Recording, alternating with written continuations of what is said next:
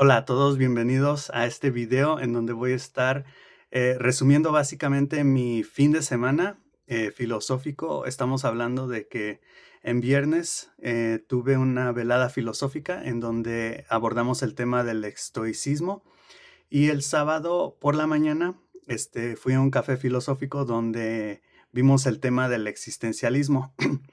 Entonces, me di a la tarea de estar anotando todo el viernes y el sábado y, pues, básicamente irlo resumiendo, plasmando, repasando. Este video también es un repaso. Yo no soy filósofo, yo soy maestro. Entonces, si me llevo o me llego a equivocar en ciertas cosas, pues, simplemente pueden dejarlo en los comentarios y para yo corregirlo en mi pensar, ya que, mucho menos me considero un filósofo histórico. He repasado y visto estos temas a lo largo de mi vida, pero de una forma como muy superficial. Incluso el existencialismo también he leído parte de El ser y la nada de Sartre, pero nunca he entrado en los existencialistas como tal, como Kierkegaard, Dostoevsky, Camus. Solamente me he quedado como con Sartre. Y últimamente he tenido como este conflicto con el concepto de libertad, de lo cual he escrito, he hecho videos y así. Entonces, esto es como un repaso en el existencialismo y en el sentido del estoicismo. Es como un primer acercamiento, ya que sí sé más o menos o sabía más o menos qué era, más que nada por los videos que luego pasan en redes sociales de, oh, ser estoico. Y un libro que leí de Rius, de Filosofía para principiantes, y explicó brevemente qué era el estoicismo, y me quedé mucho con esta imagen de una persona que está así, como con cara neutral y tiene flechas y un perro le está miando y tiene como una puñalada en la espalda, un cuchillo en la espalda apuñalado, y básicamente él está así, o sea, neutral. Y yo me quedé con esa idea del estoicismo que sí es, pero tiene otros conceptos ahí. Entonces, bueno, vamos a ir iniciando porque hay mucho que cubrir. Cada uno de estos días, el viernes, estuvimos hablando con otras personas del estoicismo, 2 horas como tal, formalmente. Y el sábado del existencialismo, también con otras personas, algunas también, bueno, básicamente las del viernes, que eran pocas, igual también estaban el sábado. Em, Ambas fueron como una especie de clase, pero también uno podía participar. Entonces, en los 2 eran 2 horas, un total de 4 horas, en este caso, de la filosofía, del estoicismo y el existencialismo. Lo que yo recuerdo, más o menos, ya lo comenté, del estoicismo con las flechas y ríos, y del existencialismo es más o menos las ideas de Sartre y de Frankl. Yo tengo mi primer acercamiento al existencialismo con el libro El hombre en busca de sentido de Viktor Frankl, que lo recomiendo. Y ahí, pues, básicamente empieza este camino hacia el existencialismo a través de la psicología. Yo entro a través de la psicología, que eventualmente me lleva a la filosofía existencialista, e incluso llegué a leer un libro que se llama Introducción a la pedagogía existencial de Raúl Gutiérrez Sáenz, y ahí trata de unificar el conductismo con el existencialismo, ya que sabemos que el existencialismo es un humanismo. El existencialismo es más, incluso se puede llegar a pensar como que es de izquierda, ¿no? Y más con Sartre, porque tiene estos conceptos como más enfocados hacia la humanidad, la empatía, la subjetividad, el respeto como por la libertad, ¿no? Que conlleva la responsabilidad. Pero bueno, así me voy acercando un poco. Vamos a iniciar con el estoicismo y luego haremos como un repaso de ciertos conceptos, neuromitos y neurofilosofía, y luego ya entraremos con el existencialismo. El estoicismo para mí se trata en cierta parte de ejercer control, bueno, no para mí, pero comentaron ese día, de ejercer cierto control tanto interno como externo. Interno, pues de tus propias emociones, podríamos decirlo así, y externo, pues de no reaccionar ante lo demás, ¿no? Cambiar la perspectiva. Y de hecho vamos a ver también cómo se parecen las similitudes entre el estoicismo y el existencialismo y las diferencias, donde que sí son diferencias muy, muy obvias. Entonces, hasta cierto punto, hoy en día se entiende el estoicismo en parte, aunque no es todo, a aprender a controlar las emociones y a no darle tanta importancia, ¿no? Que en esto, en primera instancia, a mí me suena como mal, ¿no? O sea, cómo no darle importancia a tus emociones. Y de hecho es una de las diferencias con el existencialismo que veremos más adelante. Un ejemplo para ir aterrizando esto, el tráfico, ¿no? Vas manejando y de repente alguien te cierra, te corta el camino, no puso sus direccionales y se te mete, ¿no? Entonces tú tienes que frenar, casi le pegas, ¿qué haces? ¿No? En este caso, pues puedes pitar, puedes meter la madre, puedes hacer muchas cosas. Pero el estoicismo aquí nos diría, pues, regúlate, contrólate, o sea, no pasa nada, ¿no? Ya se va la persona y tú normal, ¿no? Eso por ahí más o menos va un ejemplo del estoicismo aplicado, ¿no? En su aplicación tiene límites que vamos a ver después, especialmente con la psicoterapia. Pero bueno, aquí yo diría, ¿y los activistas? O sea, los activistas que sienten esa injusticia, ¿no? O sea, imagínate qué contradicción, como un científico soplando las velas de su cumpleaños y haciendo un deseo. ¿Qué contradicción o paradoja sería, por ejemplo, decirle a un activista que sea más estoico, ¿no? Que no se exprese, que no sienta, ¿no? Entonces ahí me pareció algo muy curioso esa idea que tuve durante esta clase. Dicen también que el estoicismo ha surgido en su forma diluida para la productividad del capitalismo. Entonces, después del café del sábado, nos fuimos unos cuantos a otro café, bueno, a un restaurante a desayunar y estuvimos platicando un poco de esto, del hecho de que, ¿por qué no hay filosofía que se divulga, no? Y yo les dije, pues es que la gente, o sea, las personas no van a divulgar cosas que no les benefician, ¿no? En el sentido económico. O sea, yo sí estoy vendiendo zapatos, pues yo quiero que la filosofía de los zapatos, del fitness, del ejercicio, pues se lleve a cabo, se divulgue. ¿Para qué? ¿Para qué? Pues para que la gente compre zapatos, tenis, ¿no? Para correr, etcétera. Entonces, una filosofía que se ha visto mucho hoy en día, justamente muy cliché y muy popular, muy tendenciosa, es justamente el estoicismo. El estoicismo, estábamos diciendo que básicamente se divulga porque apoya al capitalismo y a la productividad.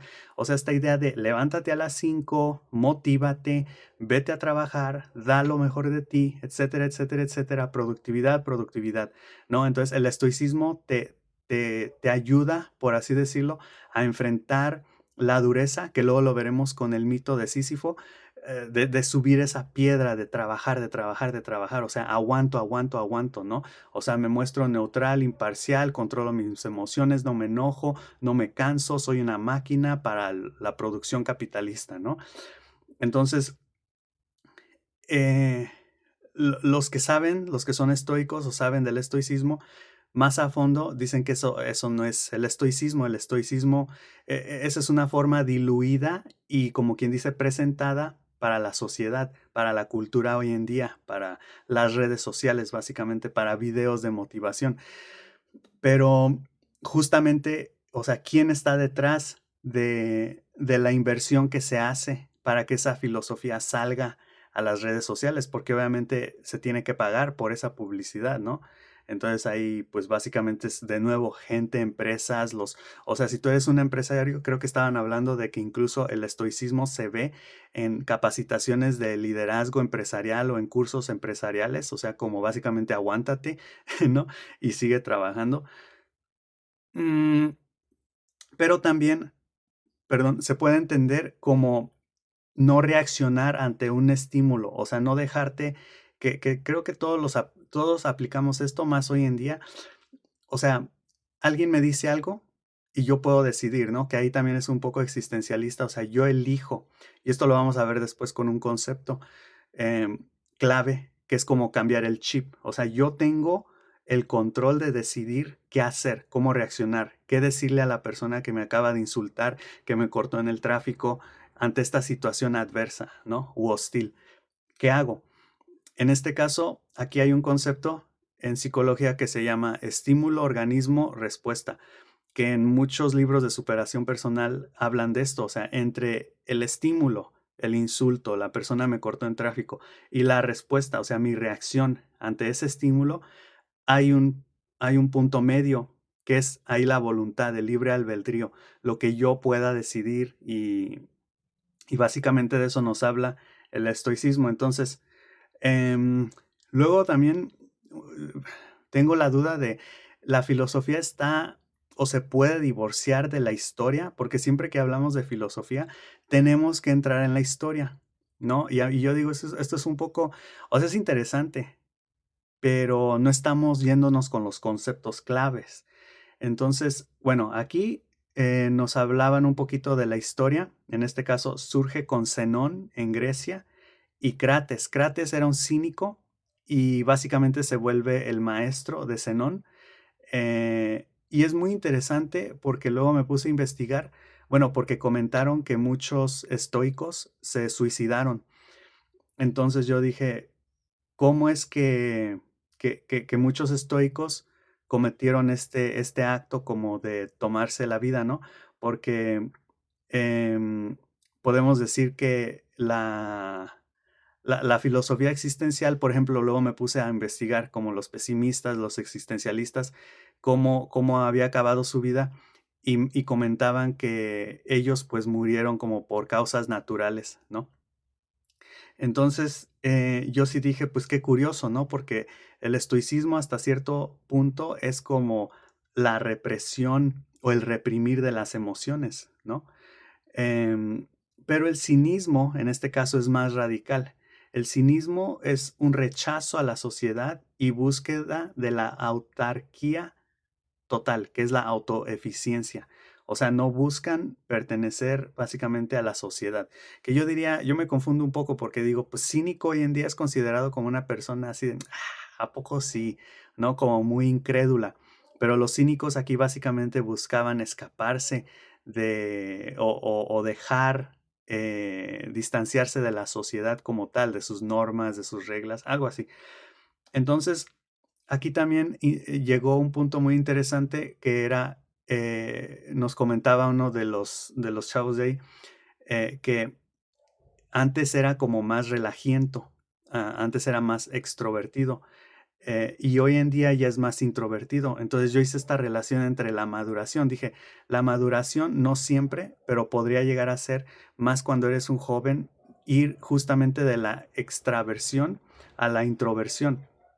¿No? Que es ir de estar siempre distraído, rodeado de gente, de aquí para allá, a quedarte como más solo, porque la soledad, el beneficio que tiene la sociedad, la soledad es que te permite reflexionar, te permite justamente pensar acerca de tu vida y llegar a conclusiones, ¿no? O simplemente pensar. Em, Luego también me hice la pregunta, ¿por qué o de dónde surge Sócrates? Porque siempre se habla de Sócrates, ¿no? Los presocráticos, es como Jesucristo en la filosofía, o en bueno, Jesucristo en el calendario, Sócrates en la filosofía. Hay un antes y un después de Sócrates, incluso los filósofos antes de Sócrates se les conoce como los presocráticos, ¿no? Entonces, ¿de dónde surge Sócrates? Porque, pues, Sócrates era este tipo como muy excéntrico, muy, hasta cierto punto como rechazando la sociedad, ¿no? Pero se creía al mismo tiempo como muy sabio, era muy de sabiduría, belleza, virtud, todas estas cosas. Y yo digo, ¿por qué surge esta persona como pensando que es así, ¿no? Creyéndose así, básicamente. Y investigué un poquito y son por varias cosas. Primero, creo que en esa época había muchas guerras y mucha inestabilidad política. Había muchas mentiras, también por los sofistas. Entonces, había mucha retórica, como quien dice, muchos demagogos que prometían cosas. Incluso podríamos hablar del populismo ahí. Entonces Sócrates surge como este personaje que contradice todas esas mentiras, todas esas falsedades, y él habla desde la verdad, desde el compromiso, la responsabilidad, la virtud, ¿no? Lo que hoy conocemos como los valores morales, básicamente, ¿no? El bien, por así decirlo. También está el oráculo de Delfos y la calocagatía, que es básicamente un concepto griego que une lo bello y lo bueno. Es la belleza moral o lo bueno y lo bello. Y muchos hablan del idioma griego. El idioma griego creo que tiene esta parte también de ser un idioma que provoca como muchas ideas, ¿no? En este caso, la calocagatía sería eso, perdón, sería como un concepto de lo bueno. O sea, básicamente para los griegos, lo bueno o lo bello y lo moral no estaban separados. Lo que era moral era bello y lo que era bello era moral o era bueno, ¿no? Lo que era bueno en todos los sentidos, en este caso, bueno y bello. Y también creía, debido yo creo al oráculo de Delfos, creía tener un llamado divino llamado daimonión, ¿no? Entonces todo esto creo que lleva a Sócrates y más que a mí se me hace un poco pretencioso, pero el hecho de que no escribía y entonces dicen que después de Sócrates, por ejemplo, Platón y Aristóteles, y luego Alejandro Magno, pero Platón y Aristóteles que escribieron lo que decía Sócrates, dicen que no es ni siquiera lo que Sócrates enseñaba, que era como una introducción a todo lo que llegó a enseñar, que él llegó a enseñar más cosas. Pero pues yo digo, qué pretencioso, ¿no? O sea, eso es como diciendo, no sé, es que yo, mira, y ahorita van a ver, con estos conceptos y por qué no estoy totalmente de acuerdo con el estoicismo y me considero más existencialista. Porque todas estas ideas de ideales, de la verdad, la virtud, del todo, la belleza, se me hacen como no prácticos, se me hacen una pérdida de tiempo hablar de eso, pero bueno. Hablamos de la inteligencia emocional y aquí es donde nos empezamos a meter en debate porque es juntar la filosofía, o sea, es un choque directo entre la filosofía y la psicología, que es hablar de inteligencia emocional. Hablar de inteligencia emocional es hablar de psicología. Entonces, aquí la inteligencia emocional la podemos ir metiendo como idea del estoicismo para regular las emociones. Entonces, se puede decir que en una primera instancia, de hecho, la inteligencia emocional y la comunicación asertiva contradicen al estoicismo, ya que la inteligencia emocional justamente no se trata de reprimir emociones, sino de saber expresarlas. Y el estoicismo dice, no, hay que regularnos y mejor no reaccionar, ¿no? Entonces, aquí yo diría, ¿cuáles otras corrientes así actuales se contradicen entre sí y que la gente no se da cuenta? O sea, literalmente podemos decir, la comunicación asertiva hasta cierto punto se contradice con el estoicismo. Y habrá personas que dicen, no, de hecho, tienen cosas muy similares porque justamente es a través de la razón que buscan como tener una mejor vida o cosas así, ¿no? Bueno, estuve buscando corrientes que se contradicen, pero no hay nada nuevo ahí. Por ejemplo, el cristianismo con el nihilismo o con Nietzsche, ¿no? O el psicoanálisis con el conductismo, ¿no? O sea, cosas que ya sabemos que se contradicen. La virtud. ¿La virtud qué es? Porque es algo sumamente importante y de nuevo una de las cosas que yo digo como que es una pérdida de tiempo, pero luego hice ahí como mis pases con estos conceptos ya en la clase de existencialismo porque hubo un momento en la velada del viernes con el estoicismo en donde me enfrenté directamente con el estoicismo usando no necesariamente usando el existencialismo, pero dije, bueno, ya en el existencialismo a ver si logro ver em, la utilidad o el uso o la importancia del estoicismo, lo cual sí llegué a verlo. Entonces ya más adelante les contaré de eso. Pero bueno, ¿la virtud qué es? La virtud es ejercer constancia y disciplina ante la cotidianidad. De forma general, ahí estoy, ya sé que estoy dejando cosas de fuera como la belleza y otras cosas, pero así, en una primera instancia es ejercer constancia y disciplina ante la cotidianidad a pesar de los cambios. O sea, de nuevo, el mito de Sísifo de llevar esta piedra hacia arriba, de tener constancia, disciplina, a pesar de que las cosas cambien, ¿no? Incluso de estar comprometido con mis valores, ¿no? Y ante situaciones adversas o moralmente o éticamente complejas, no quebrantar en mis valores, ¿no? No romper, no ¿cómo se dice? Hay una palabra. Sí, básicamente, como me imagino como Capitán América, ¿no? Como una persona que siempre opera de forma honesta, responsable, ¿no? A pesar de estas tentaciones o de que pueda hacer las cosas de forma diferente, ¿no?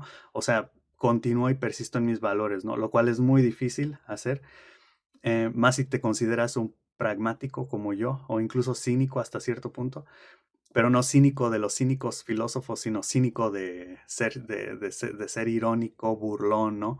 De no tomar las cosas en serio hasta cierto punto. El estoicismo, ¿qué es? Así en una primera instancia también, y de nuevo la definición es incompleta, estoicismo es la corriente que enfatiza la fuerza y la templanza por encima de todo y que a través de la razón y la virtud se puede lograr enfrentarse a lo que no depende de nosotros. Entonces, creo que en el estoicismo se hace una diferencia justamente entre lo que está bajo nuestro control y lo que no, ¿no? Que hoy en día lo vemos mucho en redes sociales que dicen, pues esto está bajo mi control y lo puedo cambiar, lo hago. Y lo que no, pues simplemente lo acepto y ya, ¿no? Me muestro estoico. Hay estrategias emocionales. Aquí entramos un poquito con qué tipo de estrategias emocionales, independientemente del estoicismo, tienes tú. Yo comenté que yo escribía.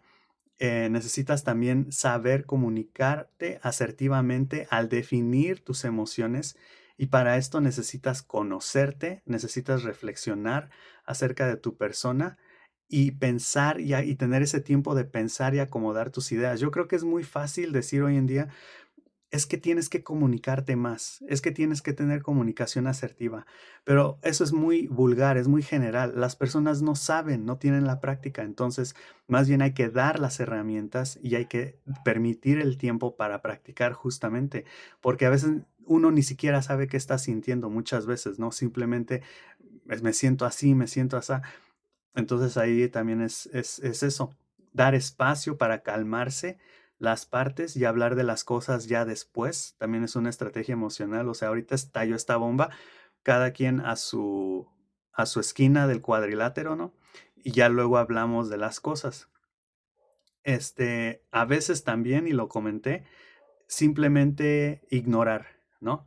Y esto puede sonar muy raro, pero yo creo que también en ciertas situaciones, por ejemplo, con estudiantes, al final del semestre o en semana de exámenes, estudiantes que no hicieron nada en el semestre y de repente déjeme un trabajo o aplíqueme un examen ya para pasar la materia, no es justo para las demás personas. Y todo lo que vimos en un semestre no lo vas a ver tú en una semana o en un día, ¿no? Y no te voy a dejar un trabajo porque sé que el trabajo lo vas a ir a bajar de internet o lo vas a hacer con ChatGPT o con la IA, ¿no? O sea, no, además un día no equivale a horas de clase, ¿no? A 40, 70 horas de clase de un semestre. Entonces, aquí estaba comentando esto, ¿no? Y también quería como hablar un poquito de esto, de algo que Chris Voss comenta en su libro. El libro es en inglés se llama Never Split the Difference, que es como algo así de cómo, cómo hacer que nunca te digan que no, algo así. Él habla de algo que se conoce como auditoría de acusaciones y ya lo he comentado antes. Entonces es una estrategia que utilicé mucho, que es como mencionar, me puedo equivocar, decir expresiones como estas, me puedo equivocar aquí, corríjanme si me equivoco, pero, y dices, perdón, lo que vas a decir. Entonces es cómo presentas la información, ¿no? Por ejemplo, yo diciendo, esto va a sonar muy raro, esto puede sonar descabellado.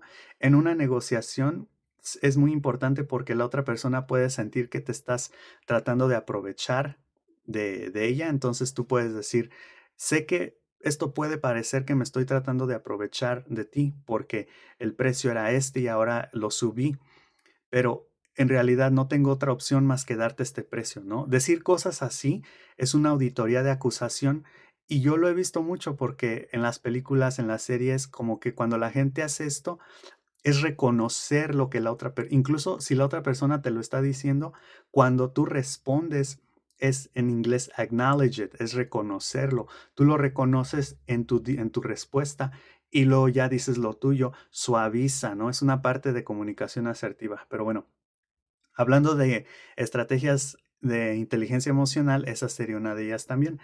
Luego nos preguntaron que cuáles eran nuestros momentos más felices y más tristes, lo cual desencadenó como todo una idea de un parámetro para medir justamente la felicidad y la tristeza, y ahorita llegamos a eso. Pero aquí, pues cada quien compartió sus recuerdos felices y tristes. Fue muy interesante esa dinámica. Pero bueno, aquí primero me gustaría hablar de la tristeza. O sea, la felicidad sabemos lo que es, pero se contrapone con ya sea el enojo o la tristeza, ¿no? Entonces yo dije, ¿qué tal si el enojo y la tristeza es lo mismo? Solamente su manifestación es diferente. O con la tristeza hay enojo, o con el enojo hay tristeza, ¿no? Porque ambas, lo investigué un poquito y me comentaba el internet que ambas son expresiones de sufrimiento o de dolor, ¿no? Son manifestaciones tal vez la felicidad es una manifestación de placer, ¿no? Así a grandes rasgos, ya sé que pueden haber otras cosas, pero Em, aristotélicamente, el placer y el dolor, creo, o con Platón, uno de ellos, definió esa dicotomía, ¿no? Esencial. Entonces, el dolor está asociado con la manifestación en tristeza y en enojo. En el enojo hay tristeza porque está el sentido de injusticia y una forma de evaluar si una persona enojada realmente está triste es si siente que hay una injusticia, ¿no? Que se puede generar a través de una frustración, que se genera a través de un desequilibrio emocional entre lo que debe de ser y lo que es, ¿no? Que es básicamente ahí también una tristeza. O si se siente culpa después del enojo. Yo siempre he tenido un problema con la palabra culpa. Luego escuché que decían la culpa cristiana. La culpa realmente no existe, viene del cristianismo. Pero bueno, y muchos van a decir, es que culpa no es lo mismo que arrepentimiento. Ok, si son diferentes está bien, ya luego lo definimos, pero aquí lo voy a usar igual, culpa y arrepentimiento.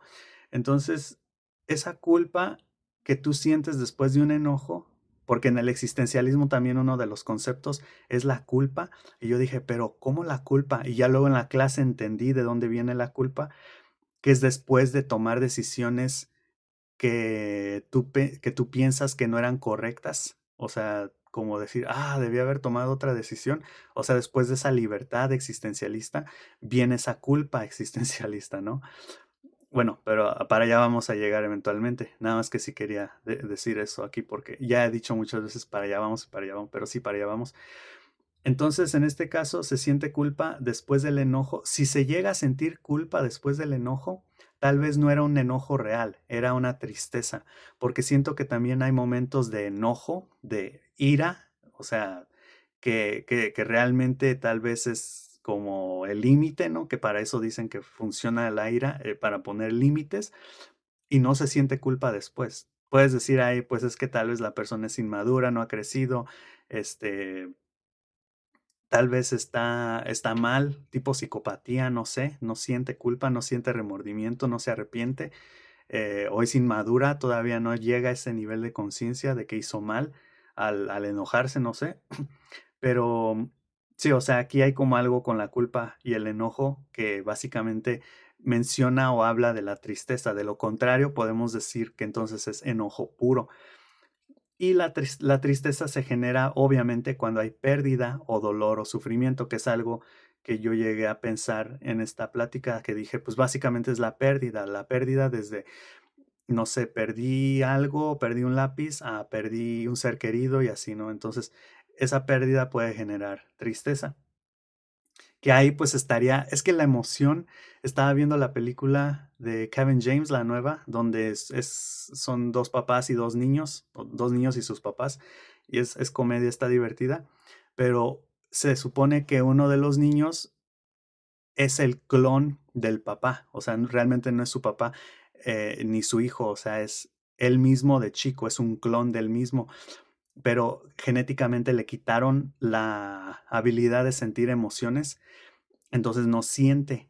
Y en este caso el papá trata de hacerlo sentir, le trata de explicar qué es el amor, le dice el amor está en el corazón o algo así, y le da un abrazo, pero el otro no quiere como que ni lo toque, el hijo, el clon. Y entonces yo dije, es que, y vamos a llegar a eso después también con el simbolismo, pero básicamente es como, entonces realmente no existen las emociones, o sea, son conceptos, constructos sociales que nosotros de hábitos de acciones que nosotros decimos, oh, ante esta emoción hay que reaccionar de esta forma, con un abrazo, con un beso.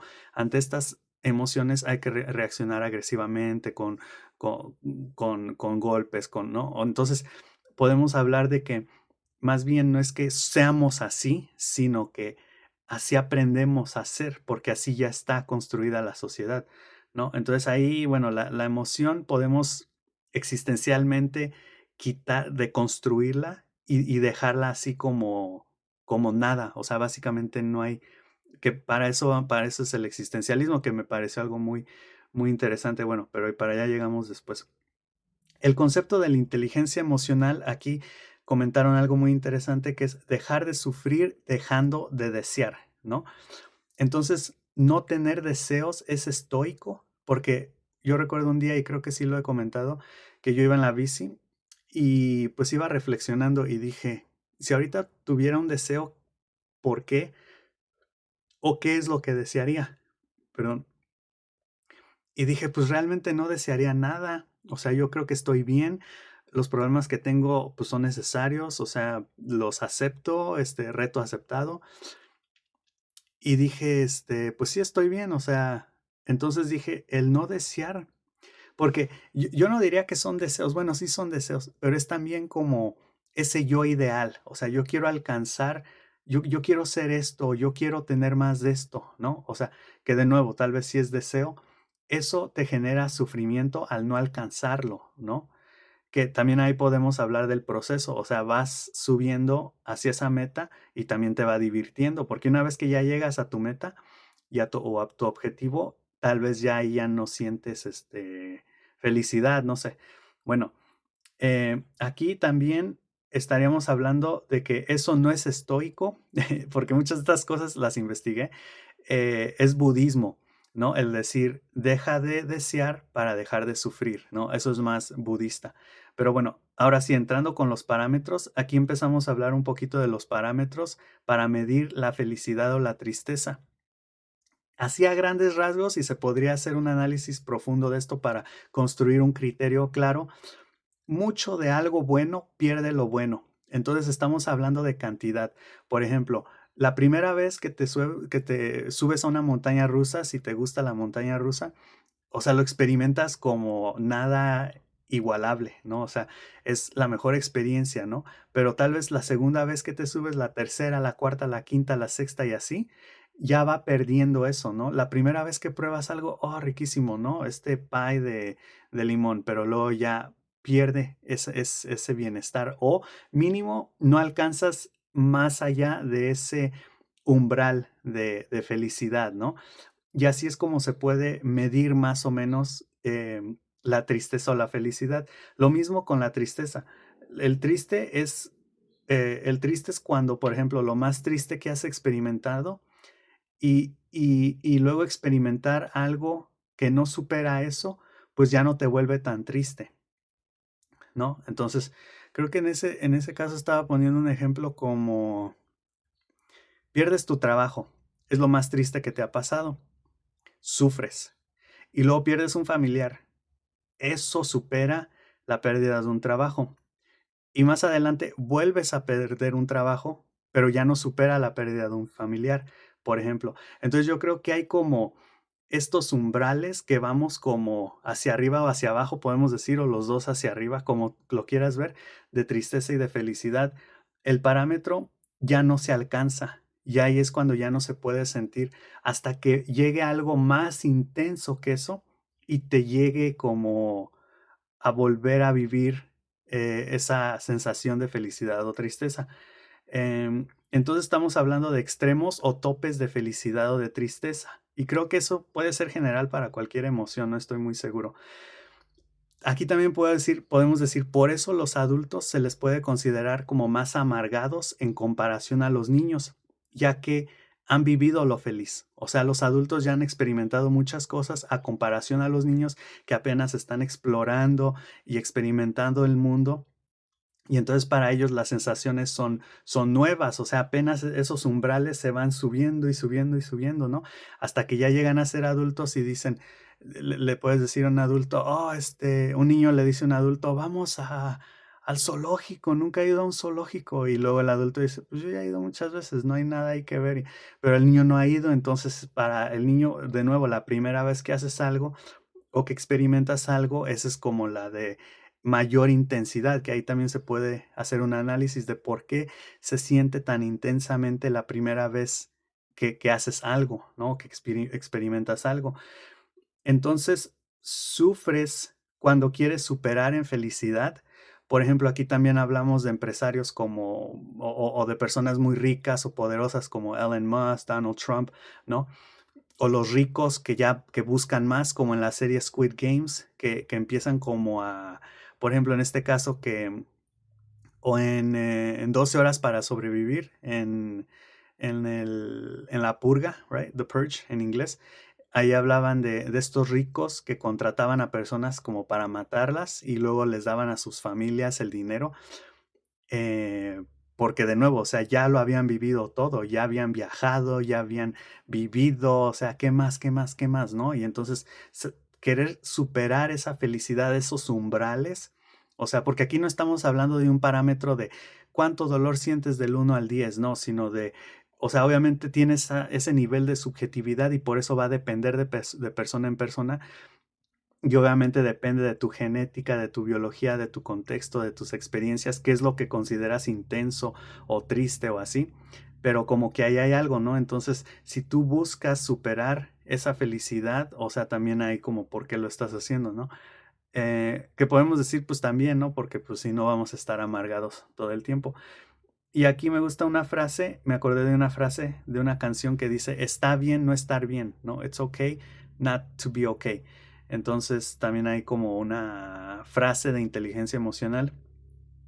Luego se nos hizo la pregunta, ¿el estoicismo sirve como una herramienta emocional?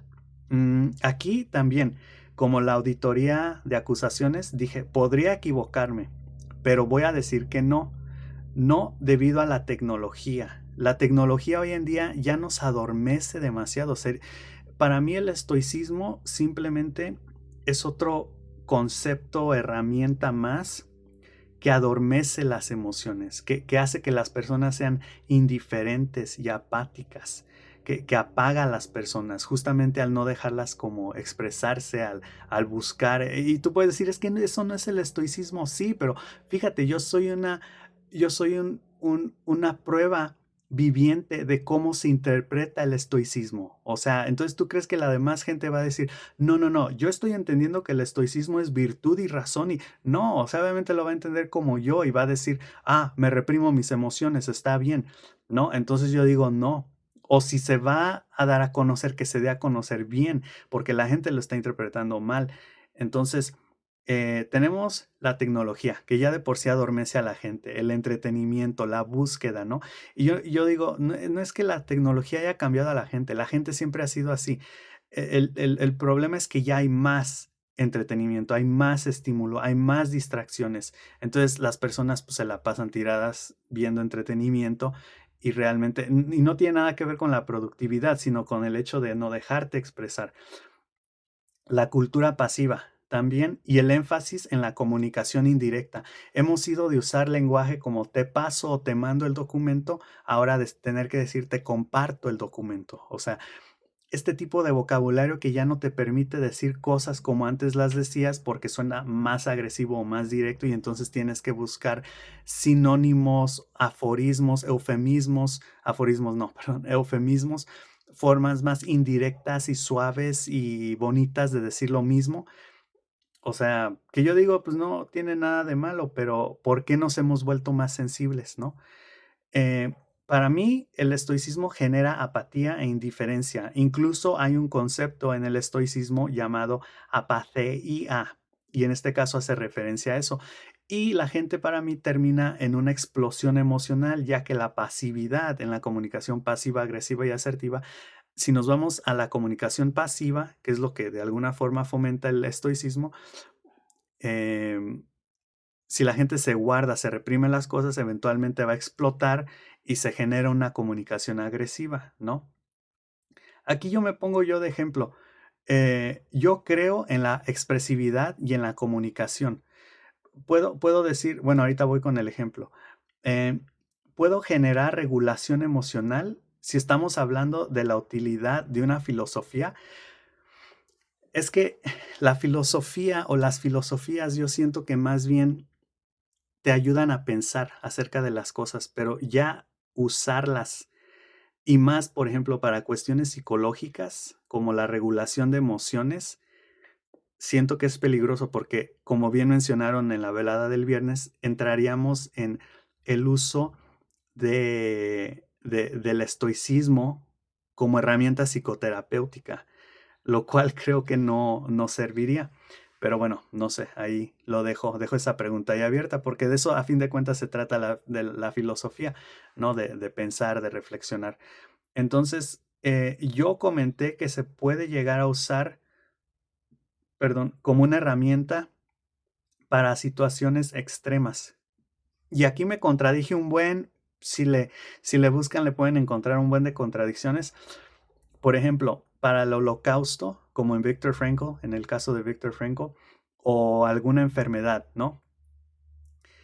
Pero también puede ser utilizada, y aquí es donde yo me pongo de ejemplo, para una sociedad indiferente, ¿no? Y esto es triste, pero yo siento en una sociedad que es apática, es indiferente, les vale a las personas realmente todo, ya todos quieren estar en sus celulares, distraídos, adormecidos, incluso lo dicen, ¿no? Los estudiantes que yo tengo, quiero dormir. ¿Cuál es tu hobby? Dormir, comer y dormir, ¿no? O sea, realmente no hay anhelos, no hay motivación, no hay como esta superación que para eso, pues sí, o sea, la vida no tiene sentido, pero se usa la imaginación y para allá vamos a llegar con el existencialismo. Entonces, pues sí, no me queda de otra. Si la gente es estoica o indiferente o lo que sea, tal vez yo pueda usar el estoicismo y lo he usado. Yo también mostrarme neutral, o sea, me vale realmente reprimirme las emociones, que es a fin de cuentas lo que hago, porque en estos videos pueden ver cómo de expresivo soy, o sea, yo soy una persona que le gusta hablar de las cosas, ¿no? Que le gusta reflexionar, pero a las personas en general no. Entonces, ¿qué me queda a mí de otra? Más que, pues, también ser igual, ¿no? Ser estoico. Entonces, supongo que ahí también puede servir, que contradice la idea de que se use como herramienta en situaciones extremas. Em, el estoicismo también dije, será más de izquierda que derecha políticamente, ya que la derecha es más directa y más confrontativa. No sé, eso lo dejo ahí en el aire también. Para los que saben o conocen un poco de política, sé que también hay muchas contradicciones, pero bueno.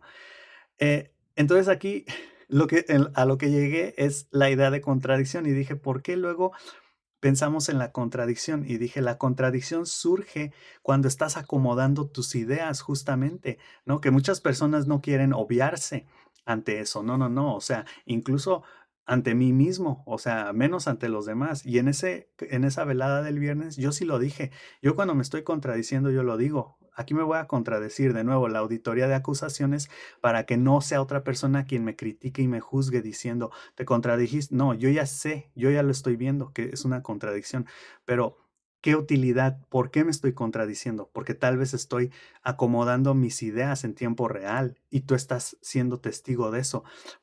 Incluso cuando una persona se contradice en privado, ¿qué tan factible es que esa persona lo reconozca y diga, a ver, déjame pensar más de esto porque aquí veo muchas contradicciones, ¿no? No, de seguro esa persona dice, no, yo estoy bien y sigo bien y voy a cargar con esta disonancia cognitiva, con estas contradicciones, con estas paradojas, que el ser humano es paradójico, ya lo sabemos, pero indagar en eso, ¿no? Pues requiere trabajo.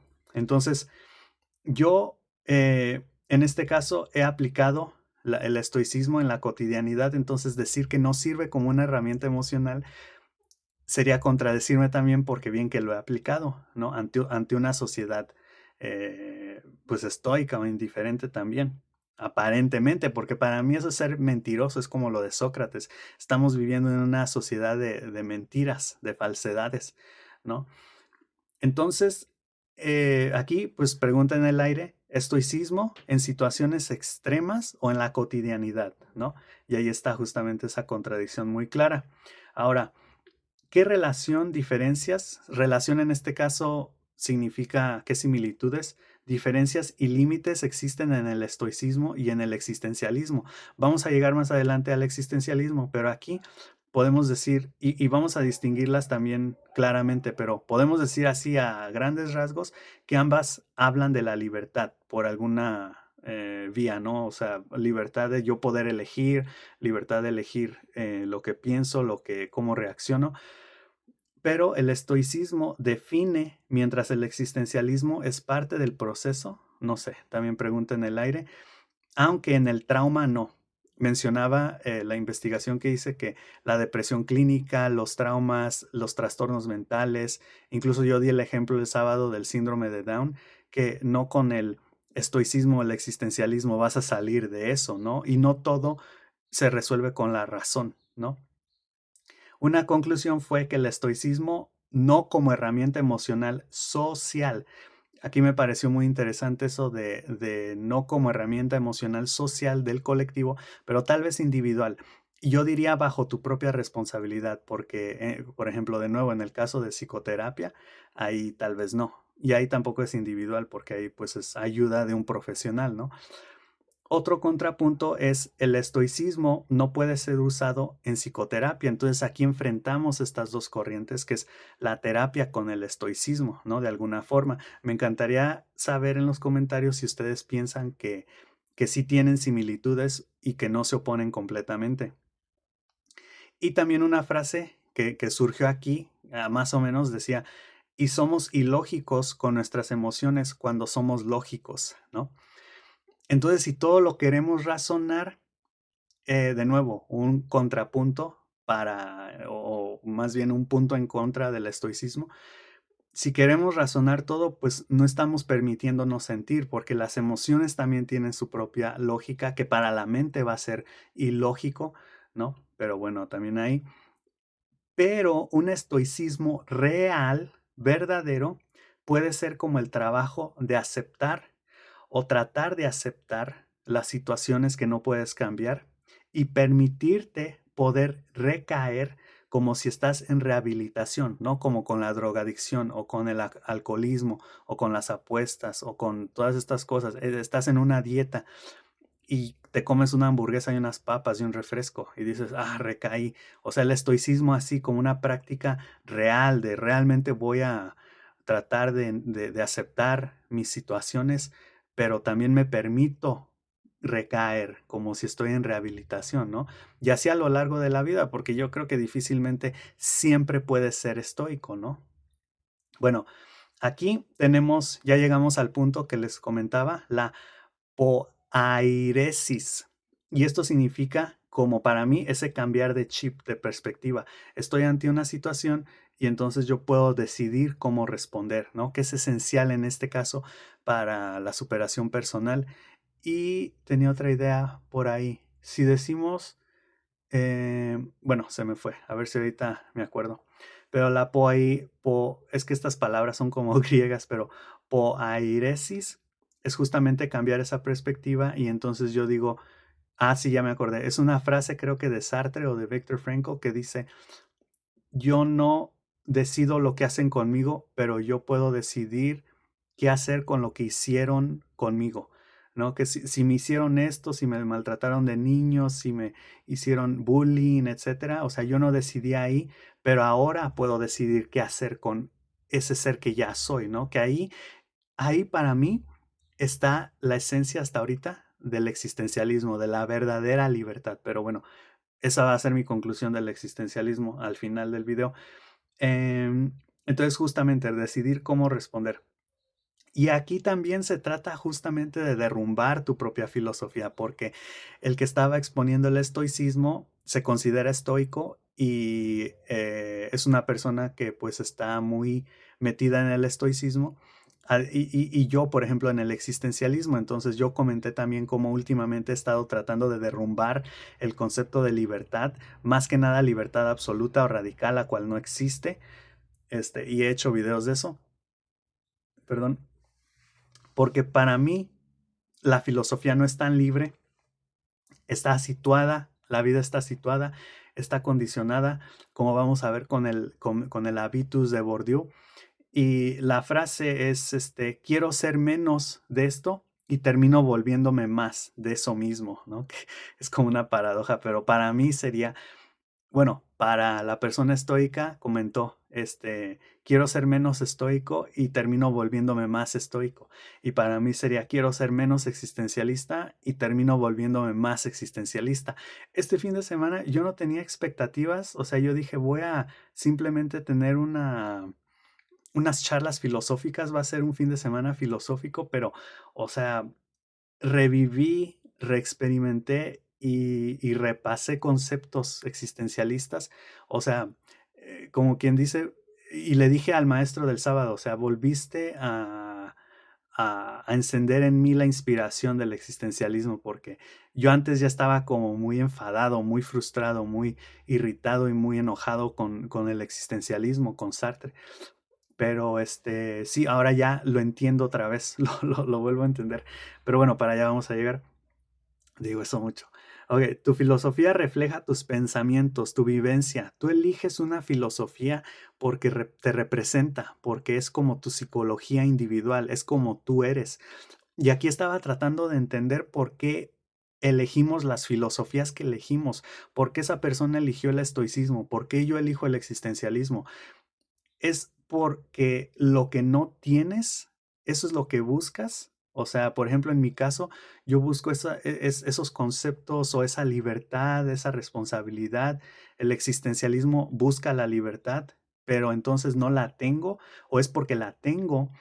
Por ejemplo, el pesimismo se puede buscar porque yo ya soy pesimista y busco más del pesimismo para entenderme, o es porque no lo tengo, ¿no? O sea, también preguntas en el aire o buscas más de eso, ¿no? Como ya mencioné. Aquí también hablamos un poquito de los indiferentes preferidos, que en el estoicismo son, por ejemplo, la salud, el dinero y las relaciones. Y yo dije, qué es eso? Entonces investigué un poco. Los indiferentes preferidos y dispreferidos son cosas que, pues básicamente, como dice, debes de ser indiferente ante ellos, pero los preferidos es que los prefieres y los dispreferidos es que no los prefieres. Los dispreferidos, por ejemplo, perdón, no los dispreferidos, los preferidos es como la salud, el dinero, la casa, las relaciones, ¿no? Que tienen beneficios, pero igual supongo que eres indiferente ante ellos. Y los dispreferidos serían como los opuestos, ¿no? Como la pobreza, tal vez la enfermedad, que no son buenos ni malos intrínsecamente, que ahí también entraría un como concepto bastante existencialista, o sea, no son nada antes de que el ser humano los defina, pero ahí están. Luego también aquí pues ya hablé un poquito de esta idea de que han muerto o cómo es que han muerto los filósofos y cómo han muerto los filósofos de una corriente. Y ya mencioné cómo habían muerto los estoicos, la mayoría de ellos. Em, y curiosidad debido a los estoicos justamente con su forma de morir. Y como ya mencioné, los existencialistas, más como de causas naturales, ¿no? Entonces, buscar filosofías o conceptos que se contradicen entre sí, como el existencialismo y el habitus, que ya he hablado de eso, de Bourdieu, que en este caso, bueno, hablando un poquito aquí, entrando, nada más estaba leyendo los apuntes, pero entrando, supongo, en el existencialismo de nuevo, entro y salgo, pero ya ahorita vamos a entrar de lleno. Este concepto del habitus de Bourdieu, que era otro filósofo, creo, francés, igual que Sartre, em, él mencionaba cómo estamos condicionados por nuestro entorno, cómo estamos condicionados por nuestro contexto, o sea, situados, ¿no? Y en este caso, Sartre eso lo veía como mala fe. Mala fe no es actuar con mala intención, es más bien para Sartre decir que tú no estás a cargo de tus decisiones, ¿no? Y aquí hay un conflicto, yo siento, en toda la vida, que es decidir qué está bajo mi control y qué no está bajo mi control. Eso se puede decir que es una de las esencias de cualquier conflicto en la vida. ¿Qué puedo controlar y qué no puedo controlar? Entonces, la mala fe hace referencia a esta idea, se puede decir, o a esta aceptación, yo diría, o a esta resignación de decir, es que yo realmente no estoy tan a control o tan a cargo de las cosas. O sea, me están pasando cosas a mí, yo accidentalmente nací en este lugar, o sea, bajo estas condiciones sociales, en esta época, etcétera, ¿no? Entonces es cuando dices que no tienes control tú, la mala fe, para buscar otro punto y derrumbar tu propia filosofía. De nuevo, aquí estamos hablando de cómo yo he derrumbado mi propia filosofía y la importancia que yo de cierta forma le estaba insinuando a esta persona estoica que debería de hacer, debería de derrumbar su propia filosofía para volver a construirla, ¿no? En vez de la deconstrucción, o tal vez sí una deconstrucción, un análisis y una crítica para derrumbar tus ideas, para volver a reconstruirlas, ¿no? Y más firmes. O repaso, simplemente como ahorita todo esto es un repaso. Bueno, y en muchos casos sí son cosas nuevas, porque en el repaso aprendes también cosas nuevas. Entonces, otra cosa que encontré era como el estoicismo versus el hedonismo, que es el placer carnal, o el epicureísmo, que es a través de la razón buscar el placer. Entonces, imagínense, o sea, esta filosofía que dice, controla tus emociones, regúlate, el estoicismo, se enfrenta a esta otra filosofía que dice, el objetivo de la vida es buscar el placer, ¿no? Entonces ahí también me pareció interesante. Y también la psicología individual de Alfred Adler, cómo se relaciona con el estoicismo, porque sé que la psicología individual de Alfred Adler busca responsabilizar a la persona de sus actos. Entonces, el estoicismo también es esto de yo estoy encargado de mis actos, ¿no? Entonces, también hicieron la pregunta, ¿el estoicismo te ayuda emocionalmente a priori o a posteriori? Y aquí, pues, esta pregunta de ¿es antes o después? Sabemos que es un ciclo. Y si nos metemos tal vez interesantemente en cuál fue primero, si las emociones o el estoicismo, podemos decir, pues, las emociones, ¿no? El estoicismo es una reacción ante el descontrol o la desregulación emocional, a fin de cuentas, ¿no? Entonces, bueno, los límites del estoicismo y del existencialismo es que no todo es controlable por la razón, como el trauma, ya había comentado, los trastornos, la depresión clínica, subestima los factores biológicos o físicos, eh, situacionales, como la pobreza o la violencia. El existencialismo es demasiado subjetivo, ya que algunas personas sí requieren de criterios. Entonces, decir, tú estás a cargo de tu propia vida, puedes hacer lo que tú quieras. ¿Y qué tal si tú eres una persona que necesita un líder, que eres más un seguidor, ¿no? Siento que el existencialismo es más para líderes o individualistas, pero imagínate si tú eres 100% colectivista o más colectivista que individualista y eres codependiente y necesitas que alguien te diga más o menos cómo hacer las cosas y ya tú ahí medio le vas haciendo, no te va a servir a ti el existencialismo, por ejemplo. Necesitas un criterio. Antes de que entremos con el existencialismo, me gustaría hablar un poquito de los neuromitos y la neurofilosofía. Los neuromitos es parte de la neurofilosofía y la neurofilosofía es muy interesante porque responde a la pregunta cómo cambia la filosofía con toda esta ciencia, ¿no? Porque a fin de cuentas sé que hay nuevos descubrimientos, estamos ante nuevos avances tecnológicos, entonces cómo todo esto es pregunta real, ¿cómo cambia nuestra forma de pensar filosóficamente acerca de la vida, no? Porque incluso podemos hablar de que nuevas filosofías van a surgir de de toda esta ciencia, de todos estos avances, de toda esta época en la que estamos viviendo. Bueno, neuromitos son cosas que la gente cree que son falsedades, de nuevo. Ahí van algunas. Solo usamos el 10% de nuestro cerebro. Hay personas visuales, auditivas o kinestésicas para aprender. El hemisferio izquierdo es lógico y el derecho es creativo. Que ahí yo tengo una como oposición y yo digo no, o sea, hasta cierto punto sí, pero sé que también o sea, se utilizan, pero yo diría todavía es un poco cierto, pero bueno. Escuchar a Mozart te hace más inteligente, no porque solamente aumenta tu estado de alerta. Solo a ciertas edades se puede aprender. Ya que después es más tarde. No, debido a la neuroplasticidad. Ya iba una que creo que no hemos escuchado. El azúcar hiperactiva a los niños. No, son las fiestas y la emoción del momento. Entonces también tenemos la neurofilosofía del libre albedrío con un experimento que se llama el experimento de Libet, perdón, y demuestra cómo es que la persona, el ser humano, decide inconscientemente antes de decidir conscientemente. Esto es muy interesante porque de nuevo, o sea, contradice la idea de que realmente somos libres y podemos elegir cómo reaccionamos, ¿no? Si ya estamos condicionados, como bien sabemos, por el inconsciente. Entonces, de nuevo, ¿cómo cambia la filosofía con toda esta ciencia? Bueno, ahí es como un puente para entrar del estoicismo hacia el existencialismo con un poco de información extra. Ahora sí vamos a entrar con el existencialismo. Primero vamos a hablar de las similitudes y las diferencias entre estoicismo y existencialismo. Ambos tienen un enfoque en responsabilidad individual y personal. Aceptan que la vida es difícil, buscan una vida auténtica, invitan a reflexionar sobre cómo vivimos. Esas son las formas parecidas del estoicismo y del existencialismo. Donde se contradicen o donde hay diferencias es en su visión del universo. El estoicismo dice que hay un orden racional, mientras que el existencialismo dice que no hay sentido. De nuevo, aquí esta es una de las ideas, igual que con normas éticas que ahorita vamos a ver, en donde yo digo sí, no estoy de acuerdo. ¿Hay un orden universal o racional? No hay sentido, no, todo es más o menos caótico, ¿no? La relación con las emociones. El estoicismo dice deben de regularse y controlarse. De nuevo, no. El existencialismo dice hay que asimilarlas y asumirlas.